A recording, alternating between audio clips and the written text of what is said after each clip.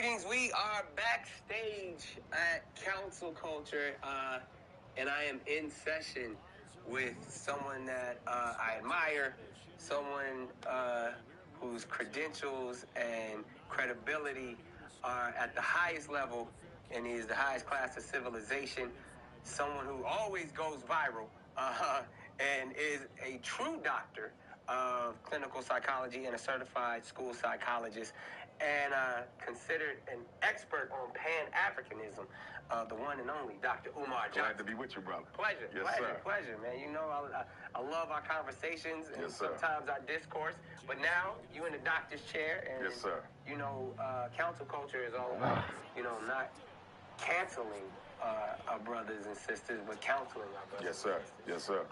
And you know, a lot of your conversation as of lately has been controversial, as always. Yes, sir. Yes, sir. You've been going viral on a lot of topics that I believe are important to the community and specifically our culture.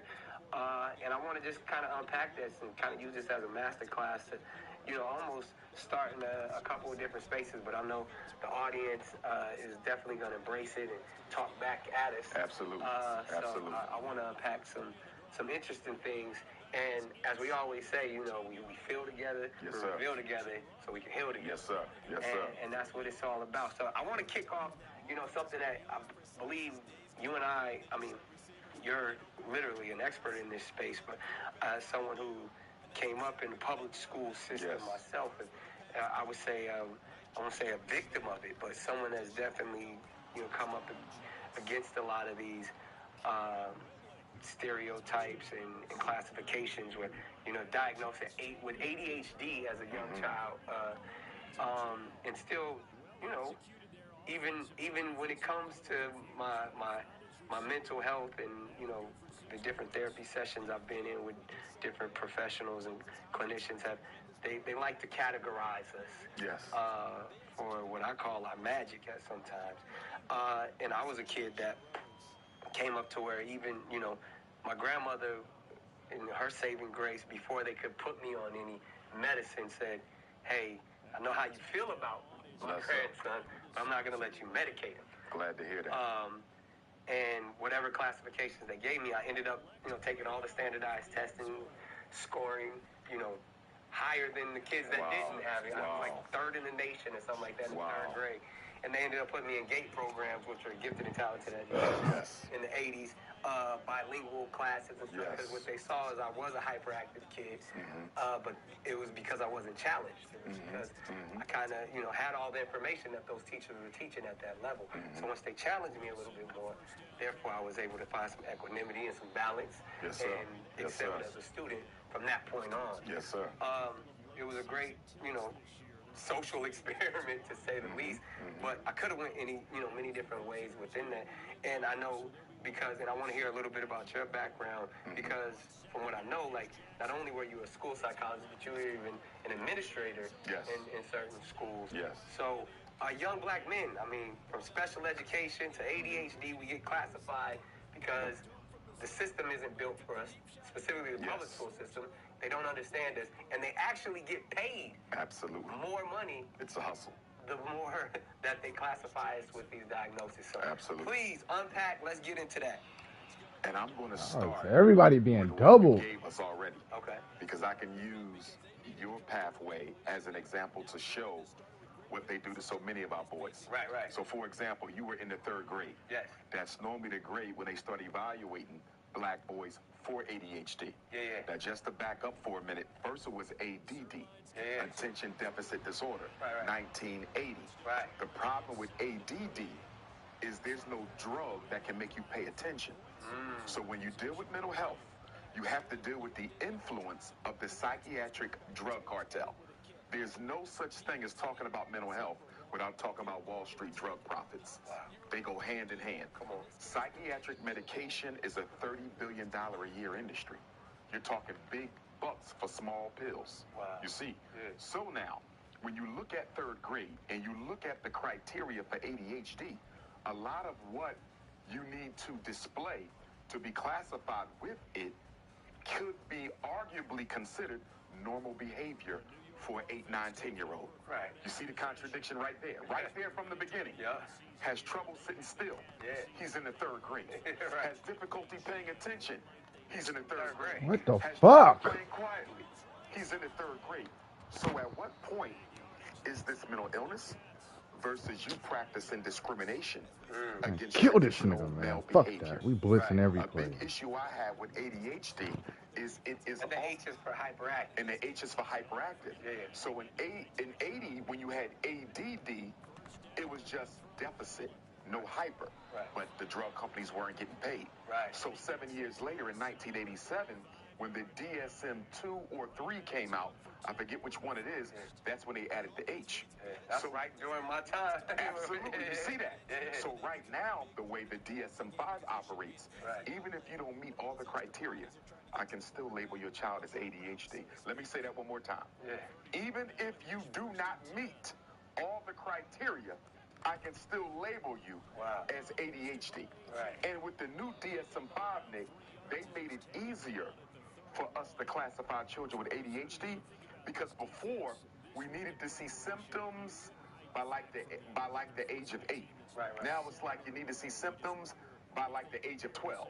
Right. Before, we needed to see clear evidence that these problems was disrupting this child in several life areas. Right. Today, the bar has been Catch reduced. the ball. And it just needs to cause some sort of maladaptive activity, if you would. Right. And I'm paraphrasing the criteria. But the point I'm trying to make is they lowered the bar. Right. So now it's easier to put children in with the ADHD. Right. So, number one, you have an issue of male behavior being criminalized and pathologized. Right.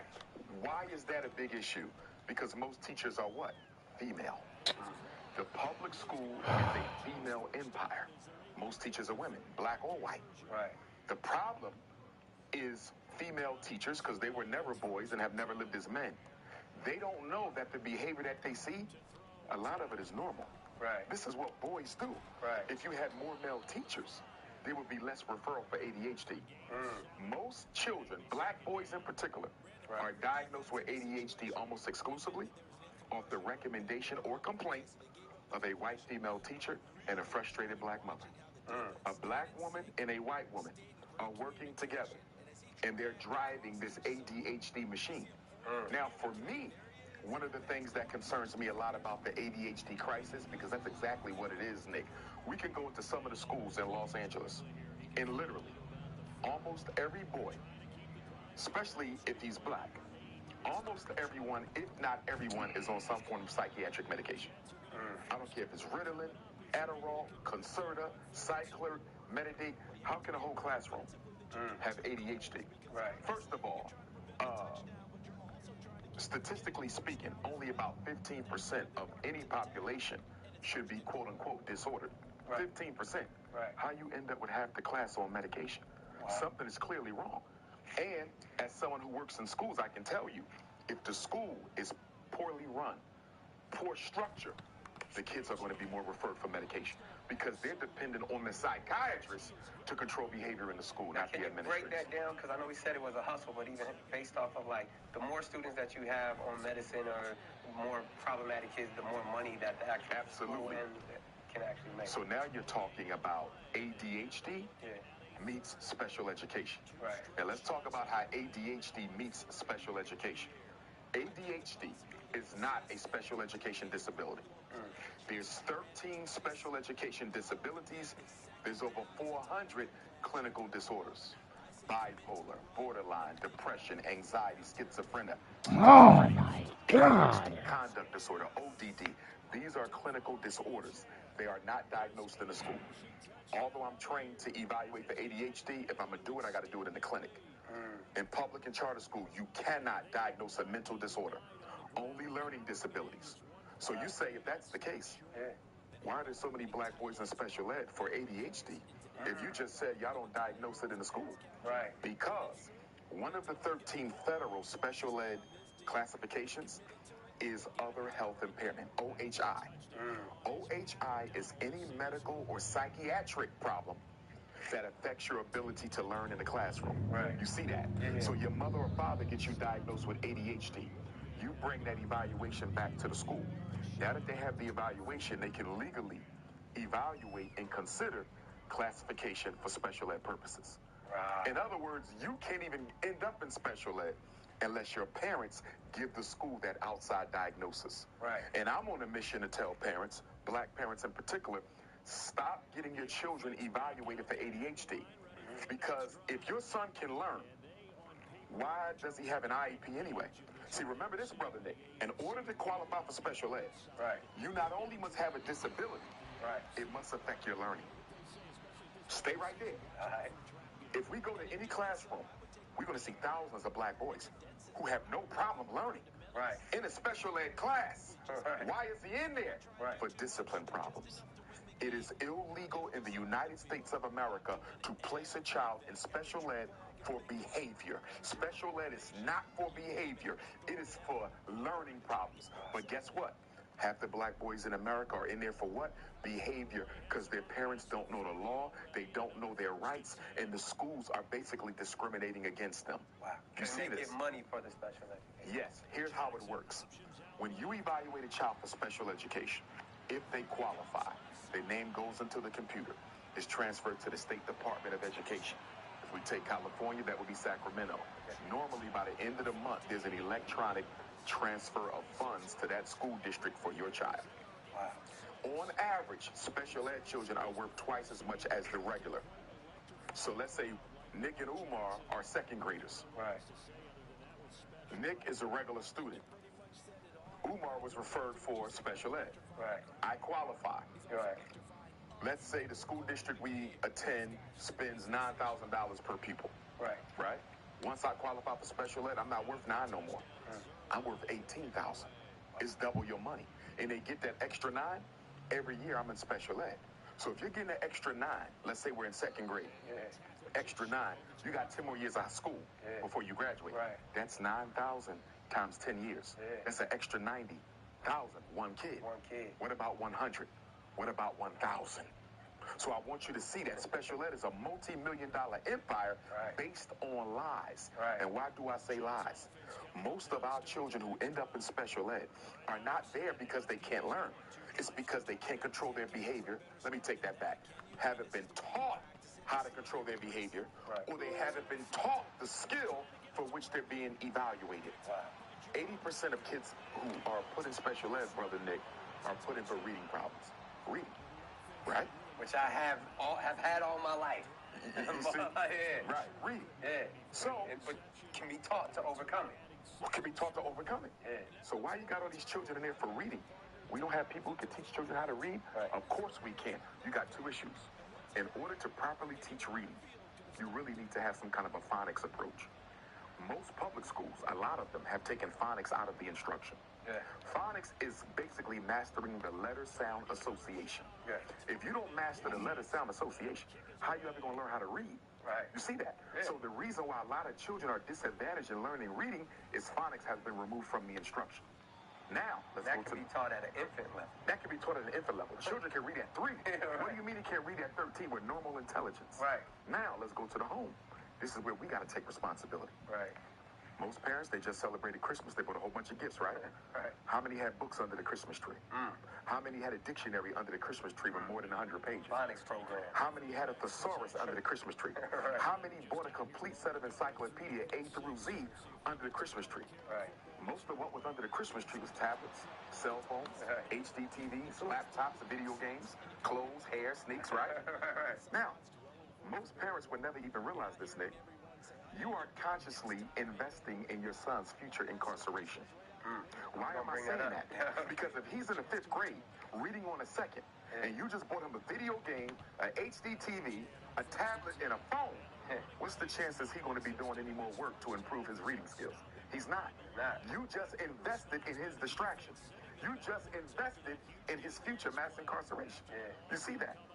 So we have to look at how the black home, unintentionally, and the white-dominated public school are working together to disadvantage generations of black males. When I speak in the business, even across the world, because you have special ed in other places, Absolutely. they just call it something else. And I always ask the inmates, raise your hand if you was in special ed.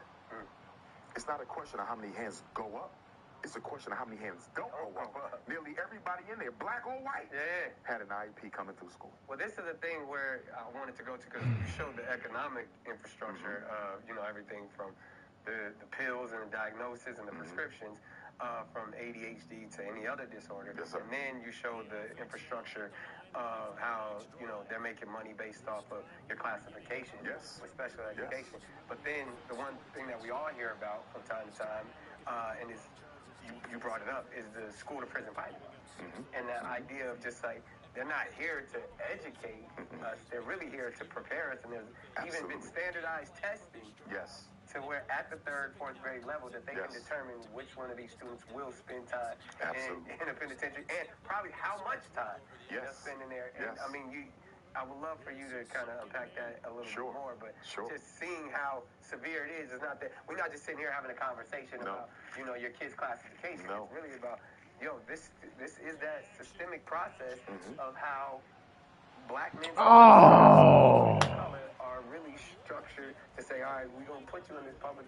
It's preparing you for an institution. This institution is preparing you for this. Absolutely. And it's so bad, Brother Nick. I had a judge tell me, a black judge in New Jersey, told Dr. Umar, she said, you are absolutely right with what you are teaching. She said, do you know most of the young people who end up in my courtroom do not come from the street? They come from the school. A judge told me, Nick, she said most of the children I'm putting in juvenile detention and in adult prison, they're not being picked up off the street. They're coming from the school building. She said it is literally school to prison pipeline. Now, I'm going to go a step further. There was a report that came out from the United States Department of Education a couple years ago. It said preschool black boys, pre-K, are being suspended and expelled at a rate higher than white boys in their grade and higher for similar offenses. We're talking 3, 4, and 5. And one thing I would say to that, some would consider it controversial, but it's true because I've seen it. In the system of racism under which we exist, it does not categorize black males by age. What I mean to say by that, Nick, if your son is 5, 15, 25, or 50, he's going to be dealt with the same way. They do not allow, American social order does not allow for black boys to experience adolescence or childhood. What do I mean by that, Nick? I'm saying that if a white kid makes a mistake, he's going to get another chance. He's going to get an opportunity to correct himself. There's going to be a teachable moment. There's going to be some treatment and therapy. Let a black boy do the same thing. He's getting an academic lynching. Our boys are given no opportunity to learn through trial and error what it means to be a responsible young man. This also comes back on the household too, because so many of our boys are being raised by the mother. 2/3 of our children are being raised by the mother. And this is not to criminalize the mother, but because of the absence of the father, we are the men. We teach the discipline. If the men are not in the home, they're not being taught discipline.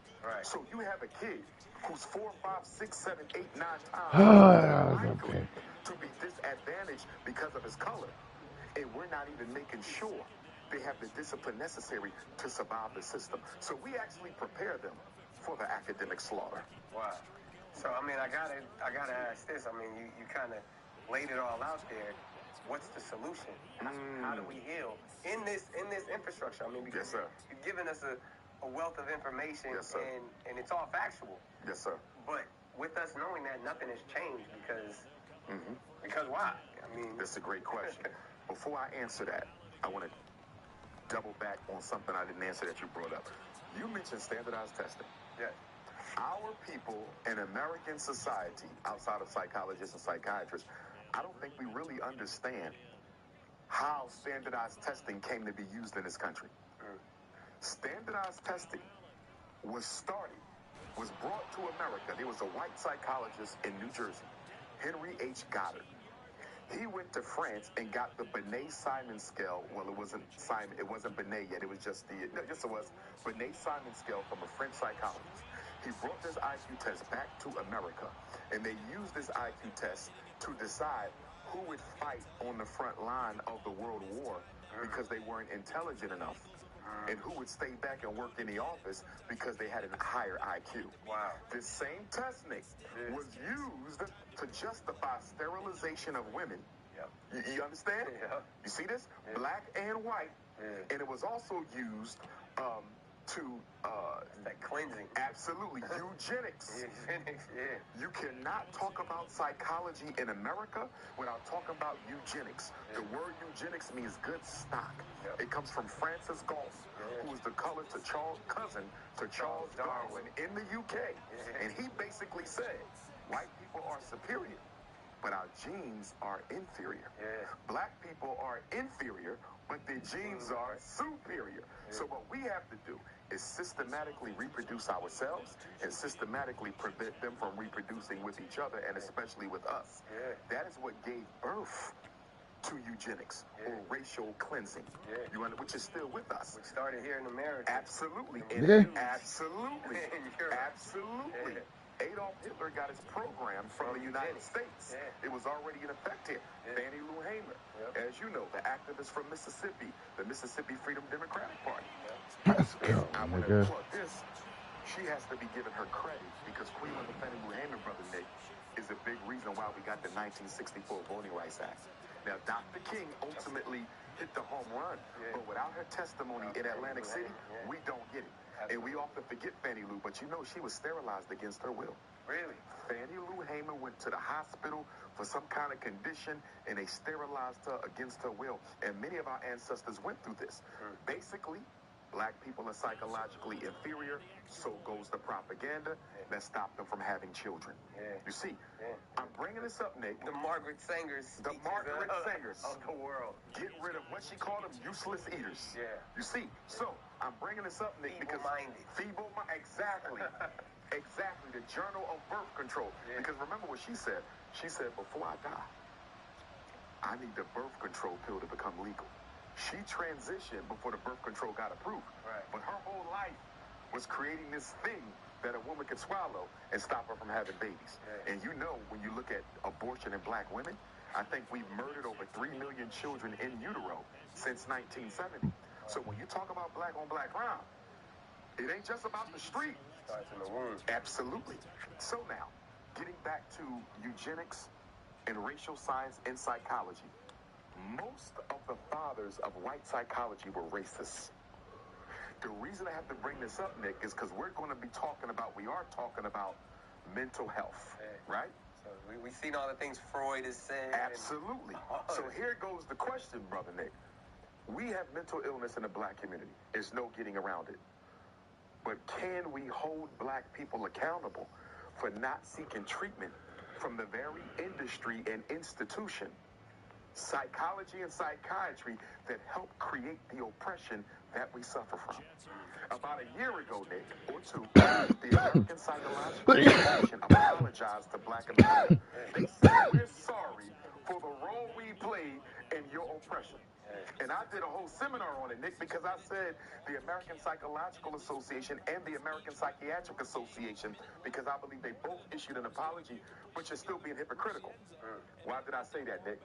The IQ test, which you know don't measure intelligence, is still being used to segregate against black children getting into gifted and talented, being misdiagnosed as intellectually disabled, which was formerly called retarded. You see, being classified as reading disabled and learning disabled. You know this test does not tell intelligence as much as it shows cultural competency.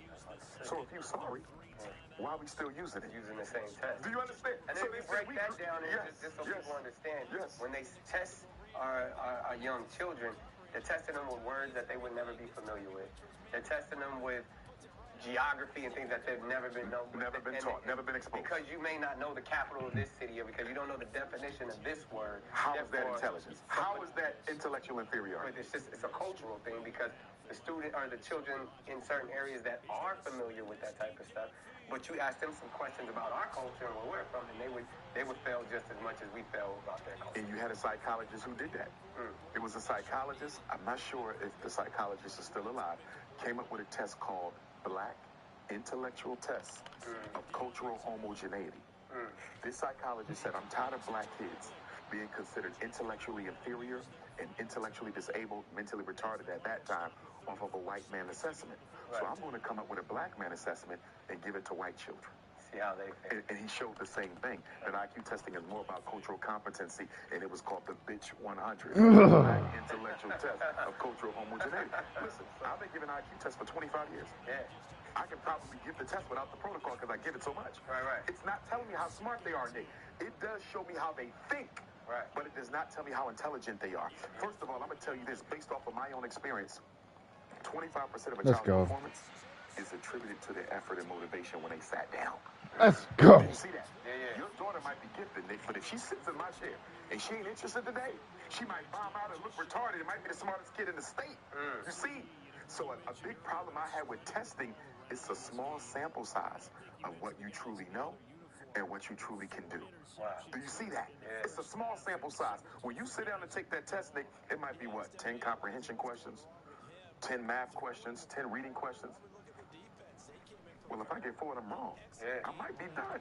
Right. Although, if you would have gave me some different ones, I might have struck a home run. Right. So, as far as I'm concerned, depending on high-stakes testing as the only measure, I don't have a problem with it being a role in education, but it shouldn't be the be-all and end-all. Because you basically have white people constructing tests that they know before they complete them that are going to disadvantage black children.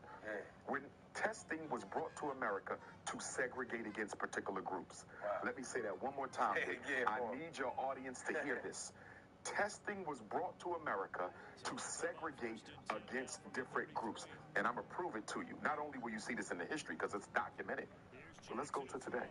Why are so many colleges no longer requiring children to take the SAT or the ACT for admission? When you were college age, when I was college age, SAT, ACT, why are they letting children in without them no more? You know why? Because they know they have almost no predictive validity. Guess what the correlation is between your SAT score and your ability to finish a university in 4 years?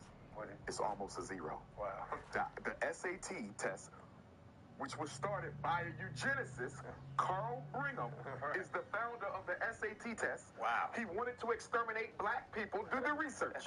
Wow. This test, Nick, has zero predictive validity as to whether you will finish college. So if the test can't tell me if Nick Cannon can finish at this school, why am I giving Nick Cannon a test?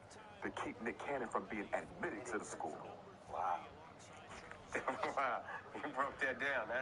That makes perfect sense. And the reason our people don't go to mental health treatment, Nick, is because y'all the folks, the father of racism in Hitler's Germany was a psychologist. The father of racism in South Africa, who came up with the apartheid system, was a psychologist. In America, Harry H. Goddard and the rest of them, the fathers of the architects of white supremacy were psychologists. And you telling black people to go get some therapy from the same system that created their problem. Wow. And so, I mean, it's almost a catch-22 then in that scenario, because we all know mental health is a real thing. And then ultimately, a lot of times these diagnoses, and when we go do it, especially when you go from a psychologist to a psychiatrist, they want to give you pills, they want to get you hooked on stuff. So what is truly the answer? Okay. I mean, obviously we know it starts in the household. Yes. We know the importance of fatherhood, and we will dive into that in a little bit as well. But when it comes specifically for our young black men, how do we save them, at that school level, at that student level, and prepare them? I know, obviously, we all know that it's about, teaching. And your process with that, you have a strong journey and strong background into wanting to make sure that we teach our own and educate our own. But practically, what we're dealing with right now, audience sitting here watching this, who are parents to young men, who fear, their child leaving every day and not, hopefully them making it to school and then, paying attention and succeeding and doing all the things they're supposed to do in school and then making it back home. All of that in itself is there's a lot of trauma built in there. There's a lot of struggle and challenge built in there. What are the answers for us? Great question. On the education Let's side, go. I'm going to give you Picking 3. shit off, On the nigga. mental health side, I'm going to give you 3. On the education side, we don't fix this, Brother Nick, without getting more black men into the classroom as teachers, not teachers' assistants, not lunchroom monitors, not hall room aides, not football coaches, not bus drivers, not school security, not probation office, as the classroom teacher. Right. Now, I spoke in Sacramento the other day. I believe they have a black superintendent of schools. I don't know the gentleman, much respect to him.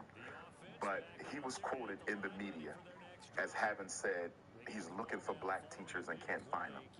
It was either him or someone else. Right. I'm tired of hearing that, Nick. I'm tired of hearing superintendents, black and white, and school boards, black and white, say we can't find no black male teachers. We have, 100 HBCUs? Yes. Nearly everyone has an education department. Every education department got black male education majors. Right. Why don't we have an HBCU to public school pipeline for black male teachers? It is an absolute lie that they can't find them, Nick. Right. They don't want them.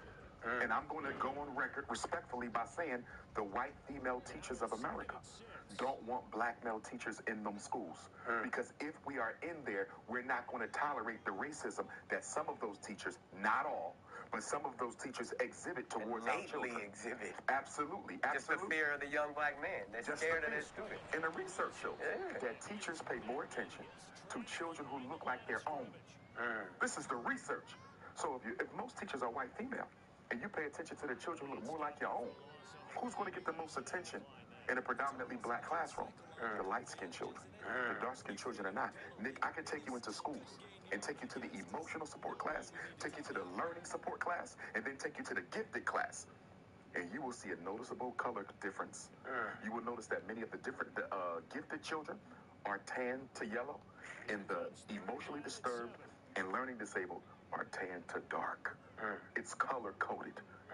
You see that? So that's a big factor in this as well. And that's because that could get misconstrued in many different ways. But you're just saying that's based off of the way the school system is. That's based off the implicit bias and the unconscious racism that the teacher brings into the school.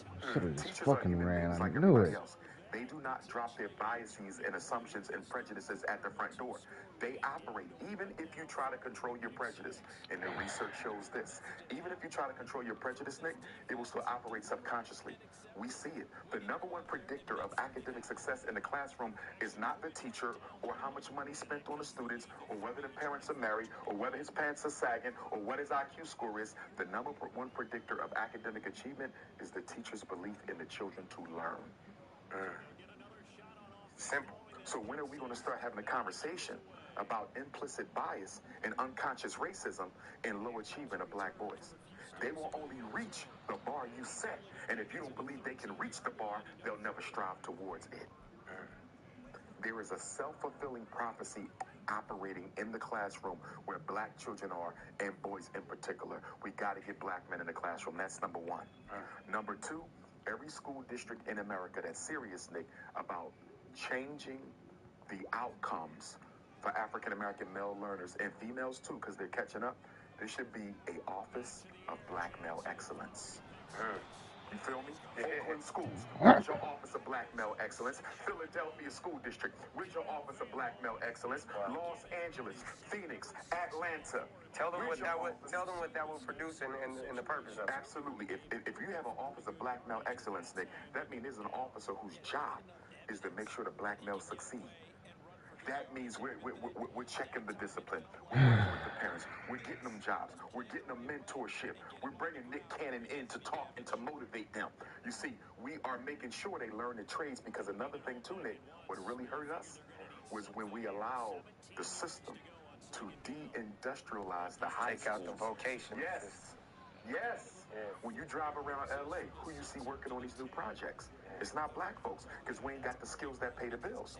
And I keep hearing about, STEM. STEM is important. Let's say coding. STEM is important. But what about the coding? What about the plumbing? What about the electric? You see, what about the roofing? What about the welding? What about the auto mechanic? Still need all of that. We working on the school, Nick. The electric cost us about $120,000. Right. For 2 weeks. For 2 weeks. Who'd you have to pay that? That means you got electricians. Right, someone who don't look like it. Right. But you're talking about electricians who are making more money in 2 weeks then an attorney might make half the year. Who told black children that people who work with their hands don't make money? Vocational skills are real. I just spoke at a graduation for an all-black vocational school in Philadelphia not too long ago, Nick. I'm ready to go and learn a trade. Not for myself, but because I want to build schools around the country. Right. If I know how to do the electric, why are we paying somebody?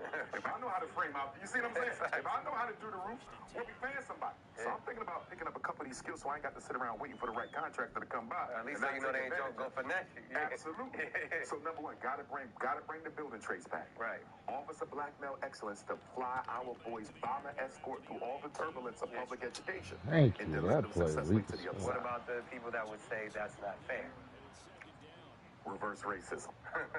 This is what I would say to those who would say it's not fair. Do white males in America, boys in particular, do they have a privilege? They absolutely do. I see it in public school. Let's look at Robbie and Raheem. Rush this If from Robbie side, yells at the teacher, she's going to give him a hug. I know you're having a bad day. We're going to work through this. Let Raheem yell at the teacher. Right. He might go out in handcuffs. There's a white male privilege in America's public and charter schools. Yeah. So if you know there's a privilege, which means advantage, Right. you have to do something to the disadvantaged in order to level the playing field. Equanimity. If we admit America has racism, we must admit something special must be done to the victims of that racism to give an equitable playing field. Absolutely. Nah, that's powerful. And you touched on something because I know you got a few more points because we were wrapping this segment up. But I wanted to just, because I know you know the answer, but a lot of people don't know this, because I often say when it comes to our education system, teachers should be paid like NBA players. I agree. They should get those level of salaries, then we'd have better.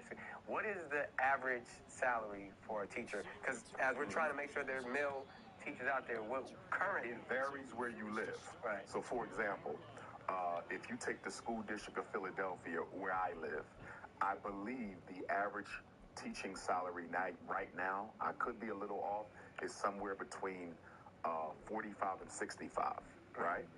Now, if you drive a few miles away to Lower Marion School District where Kobe Bryant graduated, those teachers are making $150K plus. Wow. You see what I'm saying? So then there's also the people in the disenfranchised communities, those school systems underpaid. Not only that, though, you got to look at the influence of the teachers union too, Nick, because the teacher unions have created a system whereby, based on seniority years on the job, you get to pick where you work. And let me tell you how this is a problem, Nick, because you're principal at a struggling school in the inner city. You need the best reading teachers, the best math teachers. You got 4th or 5th graders who ain't never been Catch the ball! You know what I'm saying? And you're not going to put them in special ed because you know they ain't got no problem. They ain't been taught. Right. You need this teacher. You need her. You need that one from Harvard, that national teacher of the year. You need that one from Spelman. There's a problem. They've been in the district for 10, 15, 20 years. So they get to pick where they go. But Nick is saying, wait a minute, I need them here. Right. They don't want to come there. They want to go to the comfortable school, up the boulevard. You with run rich the white actual kids, and play work over I'm there. picking. So we have a problem where the impoverished schools that need it the most get the newest teachers, the most inexperienced teachers, and the lowest quality teachers. So when we talk about inferior education, we got to find another word that's worse than inferior. Because when you look at the way the system is designed, it's ridiculous. I remember in the school district of Philadelphia, we had to reselect our schools as the school psychologist, right? Yeah. And the schools that needed me, I couldn't get them. Because the older white psychologists wanted to go to some of the black schools because due to white privilege, they wouldn't be made to work as hard. So they took the spot where I needed to be. And I said, they need me here. They said, it doesn't matter. He has more years of experience than you. And I said, he's a racist. He don't care about them black kids. You put him in that school, everybody going to have a learning disability. They said, it doesn't matter. This is the union contract with the school district. Wow. So it's entangled up in there.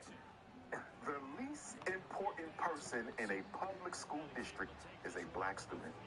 Wow. Wow. So again, that's more solutions. Now, so let's go to mental health. Yeah. First of all, I'm going to look at us, the Association of Black Psychologists, the Association of Black Social Workers, the Association of Black Counselors. Great people in all of them, but I don't think the Black Mental Health Associations, Brother Nick, are doing enough to heal our people. And I'm going to tell you one reason why we're not. You want to know one reason why we're not? Tell us. How do you think we make more money doing the therapy or more money doing the evaluations? Probably more money doing that. The testing. So a lot of psychologists, black psychologists, They're not doing therapy. They said, I get more money labeling you than healing you. You see this? This is the capitalism of the industry of psychology. So people call me up, Dr. Umar, I live in Minneapolis. Do you have a black therapist? I live in Phoenix. You got a black therapist? You know, I live in Jersey. You got a black therapist? And sometimes I'm lucky to help them find one. But a lot of psychologists say, Doc, I'm not really... Oh, my. What the fuck kind of throw is that? But the healing professionals are too busy chasing the bag that they're getting with the labels as opposed with helping people do a better job living. Wow. Yes, there's a strong... We need more black psychologists. But we do have enough, Nick, where we could make a difference. Right. But we chasing the money. So we're not doing the therapy. Because we're looking at like, well, for one therapeutic hour, you know, I might get $100 an hour. But, you know, 3 hours I evaluate and 2 hours to type this eval. I might get everything out of gun. See what I'm saying? So a lot of psychologists are passing on the therapy and they're going for the testing. Wow. It's the hustle, brother. There is no mental health in America. It's only exploitation in the name of mental health. Wow. We got behavioral wraparound services, right? Where they got these companies that, let's say, Nick say, okay, my daughter's a little hyper and she's emotional, blah, blah. They're going to come and wrap the services around your daughter. So she's going to get a caseworker, case manager, behavior specialist, one-to-one aid, a therapist, all this. Yeah. She's costing the taxpayers $100,000 a year, easy. Right. But guess what? 10 years after she started the wraparound, she got the same problem she had when she started. Right. But they done made a couple $1 million off your baby. You see what I'm saying? Yeah. So we need integrity in mental health. And we need black psychologists and black psychiatrists and black counselors and social workers. Stop being so consumed with your bougie lifestyle and get in these streets and help our people heal. Because when you look at the black-on-black crime that's being taken place out here, a lot of this is trauma, Nick. These kids were traumatized, sexually abused. Father abandoned them. Mother don't want them. School miseducated them. A lot of that, Nick, is not gang-banging.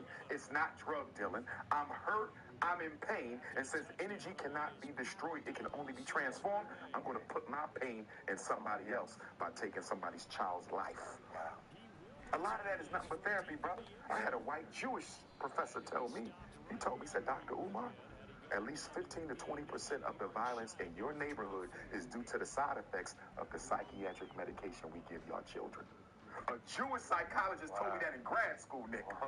Yeah, he said a lot of the killing in your community, that's the after effects of the ADHD meds. Wow. Yes. That's heavy. But ain't nobody going to do nothing about it because the drug companies are some of the most powerful lobbyists in Congress. What congressperson you know is going to turn down $500,000 for their campaign to tell the drug companies y'all destroying our kids' minds and exploiting them in the name of mental health, and we're going to end this? You can forget it. Too much money, man. Mental health. Mental health hustling. It's mental health hustling. So we got to hold our black psychologists and psychiatrists accountable. We do. We should be doing more. We got the training. We got the expertise. I mean, the Americans, the Association of Black Psychologists, they have very powerful treatment modalities to heal our people, but we're not implementing it because individually everybody's pursuing their own financial agenda. And the other thing, too, Nick, the black community got to take some responsibility because I believe the best intervention is prevention. You see this? Let's stop some of this trauma from happening in the first place. Right? Black men, we all got reasons fucking do without no shit, father. man. Why the rest of us not filling in the gap? Boys, from an African cultural perspective, boys are the responsibility of the men, not their mothers. That's why traditional African society, when you get 12 or 13, they take you away from your mother and train you how to be a man. Where is that? Instead of that, Nick, instead of them going through a rites of passage when they're 13, we give them to the NFL, NBA, college, football. The rites of passage is become a rapper and an athlete. That's not helping us. Man, so we're going to pause right there because that's exactly where we're going to go to next. Sure. But I want everybody in the comments, please state your questions, your statements of agreements or disagreements. We are here with the brother Dr. Umar Johnson. He just put a wealth of information, knowledge, wisdom. Some of you may agree, some of you may disagree, but if anything, this conversation is needed. Again, as we always say, we are here to feel together, reveal together, and heal together. And I feel like you dropped a lot of game on us. And, you know, I feel like, you know, as we jump into our next part of the session, it truly is accountability and responsibility. That's what we need to talk about. So we're going to jump into that. But Get the again, fuck this out is of counsel here, culture, bro. where we don't cancel, we counsel right here. Hold tight.